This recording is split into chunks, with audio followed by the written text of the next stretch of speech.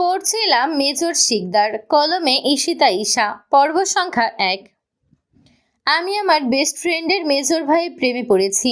যেমন তেমন প্রেম নয়, এ এক অসুখের মতো।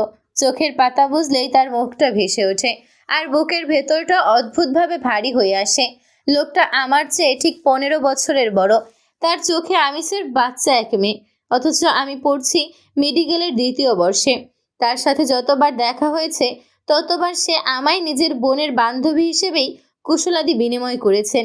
এদিকে আমি এই লোকটাকে মন দিয়ে বসে আছি। যখন আমার বয়স 16, সেই 16 বছর বয়সে তাকে এক নজর দেখার পর আমার ভেতরে এক উত্থাল পাথাল অনুভূতির ঢেউ বয়ে যায়। মাহির সাথে আমার বন্ধুত্ব গাঢ় করার অন্যতম কারণ তার বড় ভাই মেজর শিকদার সাহেব। তিনি ছুটিতে এলে তাকে দেখতে বেহায়ার মতো ছুটে যেতাম মাহিরদের বাসায়। মাহির তো দূর, স্বয়ং লোকটাও কখনো বুঝতেই পারেনি তাকে মন দিয়ে বসে আছে এক কিশোরী, যাকে আমি ভালোবাসি। লোকটার নাম রৌনক শিকদার। মনে মনে তাকে আমি মেজর শিকদার সম্বোধন করি। হাস্যোজ্জ্বল শান্ত লোকটা যখন কথা বলে ইচ্ছে করে অপলক দৃষ্টিতে তাকিয়ে থাকি। একটা মানুষ এত সুন্দর করে গুছিয়ে কথা বলতে পারে আমার ধারণার বাহিরে ছিল। তার একটা ছোট্ট পুত্র সন্তানও আছে। হ্যাঁ, সে বিবাহিত। তার পুত্রকে জন্ম দেওয়ার ঘন্টা দুয়েক পর তার স্ত্রী শেষ নিঃশ্বাস ত্যাগ করে। এরপর থেকে সে তার 4.5 বছর বয়সী পুত্রকে নিয়ে একা জীবন যাপন করেন। তার পুত্রের নাম রিশান। ছেলেটা তো মিষ্টি, আমার সাথে ওর বেশ ভালো বন্ধুত্ব। দেখলেই ছুটে এসে জড়িয়ে ধরে। রিশানের মতো লক্ষ্মী বাচ্চা আমি খুব কমই দেখেছি। আমি তেমন চঞ্চল নই, আবার চুপচাপ স্বভাবেরও নই। যার সাথে মিশে যাই তার সাথে লাগাতার বক বক করে চলি। তবে লোকটাকে দেখা মাত্র নার্ভাস হয়ে যাই, ঠিক মতো কথা বলতে পারি না। সরাসরি তার দিকে তাকাতেও কেমন লজ্জা করে, আর চোখে লুকিয়ে তাকে দেখি। ভেবেছিলাম কোনো একদিন মেজর শিকদার বুঝতে পারবেন আমার কোমল অনুভূতি। সেদিন তার সামনে হৃদয়ে জমিয়ে রাখা সকল গোপন অনুভূতি মেলে ধরব। এমনটা হলো না। দিনের পর দিন এমন একটা দিনের অপেক্ষায় কাটিয়েছি বিগত 4টা বছর। অথচ আর তার সাথে আমারই বড় বোনের বিয়ে হতে চলেছে। তিনি আর কয়েক ঘন্টা পর আমারই আপন বোনের বর হয়ে যাবেন, আর আমি তখন সম্পর্কে হব তার শালিকা। আমার ভেতরটা দুমড়ে মুচড়ে শেষ হয়ে যাচ্ছে। না, এই কথা কাউকে বলতে পারছি না, সইতে পারছি। আপু ভীষণ ভাগ্যবতী। না চাইতেও সে এমন এক মানুষের জীবনসঙ্গী হিসেবে পেতে চলেছে। দরজার ঠকঠক শব্দে তৃণা দ্রুত ডায়েরি বন্ধ করে ফেলে। ঘড়ির দিকে তাকিয়ে দেখে বেশ বেলা হয়েছে। ডায়েরিটা বালিশের নিচে রেখে গায়ের ওড়না দিয়ে চোখ মুখ মুছে নেয়। এতক্ষণ দরজায় খিল দিয়ে মনের গোপন কথাগুলো ডায়েরিতে লিখছিল সে। গতরাতে হলুদের অনুষ্ঠানের পর কেউ ঘুমায়নি। আগত কাজিনরা তৃণাকে 1 সেকেন্ডের জন্য একা ছাড়েনি। কিছুক্ষণ পূর্বে একান্ত সময় পেয়ে নিজের রুমে এসেছিল সে। দরজা খুলতেই মায়ের চিরচেনা চিন্তিত মুখ দেখতে পায়। রেডি না হয়ে এখনো বসে আছিস? কতবার সকাল থেকে বললাম, শুনিস না কেন?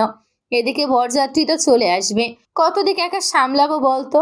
মায়ের গলায় বিরক্তি কম, উৎকণ্ঠা বেশি। টিনা কিছু বলার চেষ্টা করেও পারে না। মাথা নিচু করে শুধু বলে, আসছি মা। শবনম বেগম তাকায় মেয়ের চোখের দিকে। চোখ দুটো অস্বাভাবিক লাল। কাঁদছিলি? টিনা দ্রুত মাথা নাড়ে। না তো। শবনম বেগম দীর্ঘশ্বাস ফেলে। ভাবেন বোনের বিয়ে, তাই তৃণার মন খারাপ। মেয়ের মাথায় হাত বুলিয়ে দেন। 2 মেয়ে 1 ছেলেকে কোলে পিঠে করে একা মানুষ করেছেন তিনি। আজ বড় মেয়ের বিয়ের পর বাড়িটার একাংশ ফাঁকা হয়ে যাবে। ভেতরে ভেতরে তারও ভীষণ খারাপ লাগছে। সব চেপে রেখেছে সে। আজ তোর আপুর জীবনের সবচেয়ে বড় দিন। সবাই ব্যস্ত, সবাই টেনশনে। তুই একটু নিজেকে সামলা মা। তৃণা হালকা ঘাড় এপাশ ওপাশ করে। তিন্নি তোকে ডেকেছে। জামা কাপড় নিয়ে ওই রুমে গিয়ে রেডি হয়ে নে। পার্লারের মেয়েগুলো ওকে সাজানো শেষ করলে তুইও সেজে নিস। যা জলদি। গোসল ছেড়ে আমিও রেডি হয়ে নিচ্ছি। ঠিক আছে। মা যেতেই তৃণা বিছানার উপর থাকা শপিং ব্যাগগুলো তুলে নেয়। একদম কোনার রুমটা আপুর। ফ্ল্যাটের সবচেয়ে বড় রুমটা তার জন্য বরাদ্দ। রুমের সাথে বিশাল এক খোলা বারান্দা এবং ওয়াশরুম রয়েছে। রিটায়ার্ডের পর দাদার কাছ থেকে প্রাপ্ত এই জমিতে তৃণার বাবা 5 তলায় বাড়িটা তুলেছেন। বাড়ির 2য় তলা সম্পূর্ণ নিজেদের থাকার জন্য গড়েছেন। তৃণা খেয়াল করে ফ্ল্যাটটা আজ অচেনা রকম সরব। ড্রয়িং রুম জুড়ে আত্মীয় স্বজনের ভিড়। কেউ চা খাচ্ছে, কেউ ফোনে কথা বলছে, কেউ আবার নিজেদের মধ্যে গল্প ব্যস্ত করছে। মাঝে মাঝে কারো হাসির শব্দ কানে আসছে। তিন্নির রুমের সামনে এসে দাঁড়ায় সে। ভেতর থেকে পার্লারের আপুদের চাপা কথা, আর তার ফাঁকে ফাঁকে তিন্নির হাসির শব্দ আসছে। টিনা এবার গভীর শ্বাস নেয়, তারপর দরজা হালকা করে নক করে। দরজা খুলে দেয় তার মামতো বোন নাবিলা। এতক্ষণ কই ছিলি? ভেতর আয়। নাবিলা আর সে সমবয়সী। রুমে পা রাখতেই তিনার চোখ আটকে যায় তিন্নির দিকে। বিছানার মাঝখানে বসে আছে সে। লাল বেনারসিতে আধা সাজা অবস্থা, চোখ সাজানোর কাজ চলছে। আয়নার সামনে বসে থাকা মানুষটাকে আজ অন্যরকম সুন্দর লাগছে। টিনা অপলক দৃষ্টিতে বোনের দিকে তাকিয়ে থাকে। টিনা। তিন্নি আয়নায় তাকিয়ে নাম ধরে রাখে। টিনার ধ্যান ভাঙে। এদিকে আয়। এত দেরি করেছিস কেন? সেই কখন থেকে তোকে খুঁজছিলাম। টিনা বোনের কাছে গিয়ে দাঁড়ায়, ব্যাগগুলো একপাশে রেখে দেয়। তোকে খুব সুন্দর লাগছে আপু। তিন্নি হেসে ফেলে। আজ সুন্দর লাগতেই হবে, আজ তো আমার দিন। কথা শুনে ত্রিনা মুচকি হাসে। সে কিছু বলে না, শুধু আয়নার দিকে তাকায়। আয়নার ভেতরে তিন্নির মুখের পাশে নিজের মুখটাও দেখতে পায়। কেমন ফ্যাকাশে ক্লান্ত, চোখের কোণে লুকানো একরাশ ভাঙন দেখতে পায়। পার্লারের আপু বলে ওঠে, এই যে ছোট আপু, তুমি বসো, তোমাকেও তো সাজতে হবে। টিনা হালকা করে মাথা নাড়ে। আমি পরে সাজবো, আগে আপুকে সাজান। নাবিলা বলে, সর তাহলে, আমি সেজে নিই। টিনা সরতেই নাবিলা নিজের সাজসজ্জা নিয়ে ব্যস্ত হয়ে পড়ে। একটু পর দরজায় আবার কড়া নাড়ার শব্দ হয়। নাবিলা বিরক্ত হয়। তুই বস, আমি খুলছি। টিনা দরজা খুলে দেয়। খালতো মামাতো বোনেরা হুড়মুড়িয়ে ভেতরে ঢুকে যায়। নাবিলা তাদের দেখে চেঁচায়, তোরা বের হ, আমাদের বিরক্ত করিস না। কেউ তার কথায় পাত্তা দিল না। ওরা এসে নাবিলাকে ঘিরে বসলো। দরজা লাগিয়ে টিনা এসে একপাশে দাঁড়ায়। তিন্নি হাত টেনে তাকে পাশে বসায়। সন্ধ্যার পর বিয়ে, সাজগোজ শেষ করতে করতে বিকাল গড়িয়ে যাবে, এই কথা সকাল থেকেই সবাই বলছিল। হলেও তাই।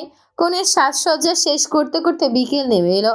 পার্লারের মেয়েরা যখন বিদায় নেয়, তখন তিন্নির রুমে একটা অদ্ভুত নীরবতা নেমে আসে। তিন্নি একে একে কাজিনদেরও বের করে দেয়। তোরা সবাই একটু বাইরে যা, এখন আমার মাথা ধরছে। কেউ কিছু না বলেই বেরিয়ে যায়। দরজা বন্ধ হতেই তিন্নি ফিরে তাকায় ত্রিনার দিকে। ত্রিনা তখনও সাজেনি, সির্ফ একটা সিম্পল সালোয়ার কামিজ পরনে। পার্লারের মেয়েরা সাজাতে নিলে তিন্নি না করে দেয়। সে জানায় নিজেই বোনকে সাজিয়ে দেবে। হঠাৎ তিন্নি ওর হাত ধরে টেনে বসিয়ে দেয় নিজের পাশে। ত্রিনা, আমার খুব দরকার তোকে। ত্রিনার বুকটা কেমন ধক করে ওঠে। কি হয়েছে আপু? তিনি কথা বলে না, কয়েক সেকেন্ড চুপ করে থাকে। তারপর হঠাৎ বলে, আমি এই বিয়ে করতে চাই না ত্রিনা। ত্রিনা হতভম্ব হয়ে তাকিয়ে থাকে। কি বলছো আপু? আজ তো আমি অন্য কাউকে ভালোবাসি। কথাটা যেন ঘরের ভেতর আসতে পড়ে। ত্রিনার মাথা ঝিম ধরে যায়। সে কিছু বলতে পারে না, কি বলবে সেটাও বুঝতে পারে না। তিন্নি কাঁদতে কাঁদতে বলে, আমি কাউকে কিছু বলতে পারিনি। আম্মু আব্বু কেউ বুঝবে না, সবাই ভাববে আমি স্বার্থপর মেয়ে। কিন্তু আমি যদি আজ এই বিয়েটা করি, আমি মরে যাব টিনা। টিনা শুধু বলে, এভাবে বলো না আপু, তুমি বিয়েটা করো, দেখবা সুখী হবা। ঠিক বলেছিস। টিনা মাথা নাড়িয়ে বলে, হ্যাঁ রে আপু, এখন বিয়েটা করে নে। তিন্নি ওর হাত ধরে বলে, ঠিক আছে করব, তবে আমার শেষ ইচ্ছেটা রাখ। কেমন ইচ্ছে আপু? আমি একটু বের হব, ও আমার জন্য অপেক্ষা করছে। আমি শুধু শেষবার ওর সাথে দেখা করে আসব। বিশ্বাস কর, আমি ফিরে আসব। কিন্তু যদি কেউ দেখে ফেলে তাহলে সবটা শেষ হয়ে যাবে। তুই একদিকটা সামলে নিস বোন আমার। টিনার বুকের ভিতর ভয় ঢুকে পড়ে। আপু, কিন্তু প্লিজ টিনা, তুই ছাড়া আমার কেউ নেই। তুই সাহায্য না করলে আমি কিছুই করতে পারবো না। তিন্নি এত অনুরোধ করে যে টিনা আর কিছু ভাবতে পারে না। আমি তোকে বিশ্বাস করি ত্রিনা, দরজাটা সামলে রাখিস। কেউ আসলে বলিস আমি ওয়াশরুমে। কসম দে তুই কাউকে কিছু বলবি না। তিন্নি তার হাত টেনে নিজের মাথায় রাখে। ত্রিনাও বলে, ঠিক আছে। তিনি চোখ মুছে উঠে দাঁড়ায়, একবারও পিছনে তাকায় না। টিনা দরজার পাশে দাঁড়িয়ে থাকে, হাত পা ঠান্ডা হয়ে আসে। তোর কতক্ষণ লাগবে? 10 মিনিট, যাব আর আসবো। টিনা আর কিছু বলার পূর্বেই তিন্নি বারান্দায় চলে যায়। দোতলার বারান্দা বেয়ে নামতে তিন্নির কোনো সমস্যা হয়নি। এর পূর্বে বহুবার সে এই কাজ করেছে। রুম থেকে বের হওয়ার সময় সুতির একটা ওড়না নিয়েছে। আশেপাশে তাকিয়ে ওড়না দিয়ে নিজের মুখটা ভালো করে ঢেকে ঝট করে নেমে যায় নিচে। এরপর নিচে অপেক্ষারত সিএনজিতে উঠে যায়। এদিকে ত্রিনা রুমের মধ্যে পায়চারি করে চলেছে। 10 মিনিট পেরিয়ে 20 মিনিট অতিক্রম হয়। তিন্নি ফিরে আসে না। ঘড়ির কাঁটা টিকটক করে এগিয়ে চলে। দুশ্চিন্তায় অস্থির হয়ে বারান্দায় গিয়ে কয়েকবার উকি দিয়েছে সে। এরপর ফোন তুলে তিন্নির নাম্বারে কল লাগায়। অপর পাশ থেকে জানায় নাম্বারটি বন্ধ আছে। আপু কি ফিরবে না? আপন মনে প্রশ্নটা করে টিনা আবার নিজেকে সামলায়। না, আপু ফিরবে। ও কখনো কথা দিয়ে বরখেলাপ করেনি। বিছানায় বসে পড়ে সে। ঘন্টার কাঁটা ধীরে ধীরে এগিয়ে যায়। বাইরে থেকে হঠাৎ হৈ হুল্লোড় শব্দ ভেসে আসে। ড্রয়িং রুমের দিক থেকে মানুষের কথার শব্দ কানে আসে। হঠাৎ কারো গলা শোনা যায়, বরযাত্রী এসে গেছে। তৃণার বুকটা কেঁপে ওঠে। সে দরজার দিকে তাকিয়ে থাকে, চোখের পাতা ফেলতে পারে না। হঠাৎ দরজায় জোরে কড়া নাড়ার শব্দ। তৃণা, দরজা খোল, বরযাত্রী আসছে। নাবিলার গলা। তৃণা নড়ে না, দরজার কাছে গিয়ে দরজাও খোলে না। ভেতর থেকেই বলে, আমি আপুর কাছে থেকে যাব না। কি বলছিস তুই? দরজা খোল, তুই আপন শালিকা, তুই বরের গেট ধরবি না? না, আপুকে একা রেখে যাব না। নাবিলা বিরক্ত গলায় বলে, পাগল নাকি তুই? পরে টাকার ভাগ পাবি না। সে চলে যায়। তৃণা দেয়ালে হেলান দিয়ে বসে পড়ে। বুকের ভেতরটা ধুকপুক করছে। ঘড়ির দিকে তাকায়। সময় গড়িয়ে যাচ্ছে খুব দ্রুত। হঠাৎ মাগরিবের আজানের ধ্বনি ভেসে আসে। আকাশের আলো কমে এসেছে। আজানের শব্দে তৃণার ভেতরটা কেঁপে ওঠে। চোখের সামনে সব অন্ধকার হয়ে আসে। হাত কাঁপতে থাকে। ঠিক তখনই আবার দরজায় নখ পড়ে। এবার মায়ের গলা শুনতে পায়। তৃণা, দরজা খোল, কাজী সাহেব বসে আছেন।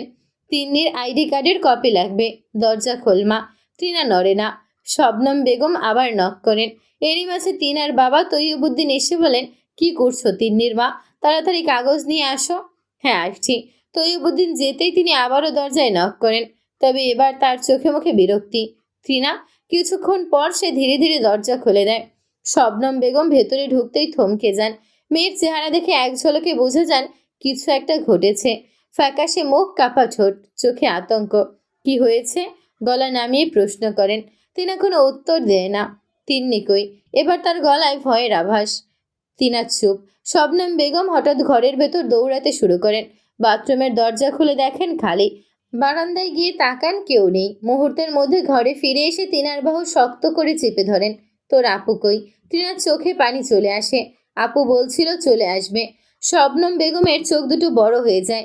বিশ্বাস করতে পারেন না। ঠিক তখনই দরজা ঠেলে ভেতরে ঢুকে মাহি।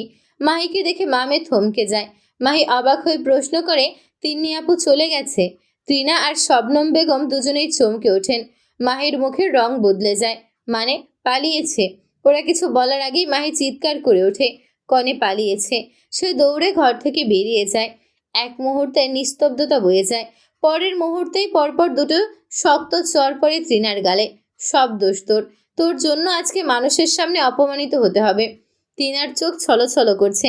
গালে হাত রেখে মায়ের দিকে তাকায়। গাল জ্বালা করছে। মাথা নুয়েই দাঁড়িয়ে থাকে। হঠাৎ দরজায় হুড়মুড় করে মানুষ ঢুকতে শুরু করে। মাহি, তার মা, মেজো ভাই সহ আরো কয়েকজন মুরব্বী নিয়ে আসে। ড্রয়িং রুমে হইচই শুরু হয়ে গেছে। মাহির মা মিসেস জান্নাত শক্ত গলায় জিজ্ঞেস করেন, বিআইন, যা শুনলাম সব কি সত্য? তিন্নি কি পালিয়েছে? শবনম বেগম চুপ করে থাকেন। এর মাঝে ভিড় ঠেলে তৈয়বুদ্দিন আর তমাল এসে হাজির হয়। এক ফাঁকে রিশান ছুটে এসে তৃণার বাম হাতের আঙুল ধরে। তৃণা অশ্রু চোখে তার দিকে তাকায়। এটা দেখে মাহি তাকে কোলে তুলে নিতেই সে চেঁচায়, যাব না। মাহি, আমাকে ছাড়, ছাড়। মাহি তাকে নিয়ে বেরিয়ে যায়। তৈয়বুদ্দিন বলেন, বেআইন, আপনারা গিয়ে বসুন, আমি দেখছি কি হয়েছে। মিসেস জান্নাত আগের স্বরে বলেন, কি আর দেখবেন, আপনাদের মেয়ে পালিয়েছে। এভাবে আমাদেরকে ডেকে অপমান করার মানে কি? বিয়ে না করলে আগেই বলতো। মিসেস জান্নাতের তীক্ষ্ণ কথার বিপরীতে বিনয়ের স্বরে তৈয়বুদ্দিন জবাব দেন, হয়তো কোথাও ভুল হচ্ছে। তিনি এমনটা করতে পারে না। এসব আমার কথা না, আপনার ছোট মেয়ে নিজ মুখে বলেছে। মাহি সবটা শুনেছে। ওরই জিজ্ঞেস করুন তিন্নি কোথায়, তাহলেই সবটা জলের মতো পরিষ্কার হয়ে যাবে। তৈয়বুদ্দিন মেয়ের দিকে তাকান, এরপর স্ত্রীর দিকে। শবনম বেগম নিচু স্বরে বলেন, তিন্নি এখানে নেই, ও সত্যিই চলে গেছে। কথাটা কিছুতেই বুঝতে পারেন না তৈয়ব। তার বড় মেয়ে এভাবে চলে গেল? বিআই সাহেব, এটা কোনো কথা? কি শুনলাম এটা? মাহির বাবার আকরাম শিকদার এসে হাজির হন। বড় মেয়ে তো পালিয়ে গেছে, তাহলে এখন বিয়েটা কিভাবে হবে? আমার ছেলের সাথে এমন অসম্মানজনক কাজ আপনারা কি করে করতে পারলেন? মিসেস জান্নাতের কথা শুনে তৈয়বুদ্দিন মাথায় নুয়ে হাত জোর করে বলেন, আমাকে ক্ষমা করে দিন। কথা দিয়ে কথা রাখতে পারিনি। আজকে বিয়েটা হবে না। বিয়েটা হবে। হঠাৎ ভরাট পুরুষালী গলা শুনে সকলে দরজার দিকে তাকায়। তৃণাও অশ্রুসিক্ত নয়নে সেদিকে তাকায়।